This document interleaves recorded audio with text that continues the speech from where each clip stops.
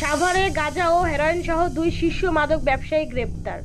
14 June 2025 ঢাকার উপকণ্ঠ সাভারের আমিনবাজার এলাকায় অভিযান চালিয়ে গাঁজা ও হেরোইন সহ 2 জন শীর্ষ মাদক ব্যবসায়ীকে গ্রেপ্তার করেছে পুলিশ।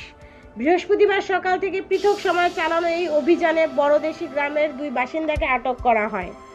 পুলিশ সূত্রে জানা গেছে, গোপন সংবাদের ভিত্তিতে আমিনবাজারে বড়দেশি গ্রামের অভিযান চালিয়ে প্রথম 5 কেজি 200 গ্রাম গাঁজা সহ রেহেরা বেগম 45 নামের এক নারী মাদক ব্যবসায়ীকে গ্রেপ্তার করা হয়। তিনি মৃত আব্দুল গফুর মোল্লার মেয়ে এবং দীর্ঘদিন ধরে বৈশাটেক এলাকায় মাদক ব্যবসার সঙ্গে জড়িত ছিলেন বলে জানায় পুলিশ। পরবর্তীতে একই দিনে একই এলাকার পৃথক আরেকটি অভিযানে 100 পুরিয়া মোট 10 গ্রাম হিরোইন সহ কবির হোসেন 38 নামের আরেকজন চিহ্নিত মাদক ব্যবসায়ীকে গ্রেপ্তার করা হয়। তিনি বড়দেশি পশ্চিম পাড়ার মৃত মাহতাবউদ্দিনের ছেলে। স্থানীয় পুলিশ জানায়, গ্রেপ্তারকৃত 2 আসামি দীর্ঘদিন ধরে ওই এলাকায় মাদক সরবরাহ ও বিক্রির সঙ্গে জড়িত ছিল। তাদের বিরুদ্ধে মাদকদ্রব্য নিয়ন্ত্রণ আইনে পৃথক 2টি মামলা দায়ের করে আদালতে পাঠানো হয়েছে।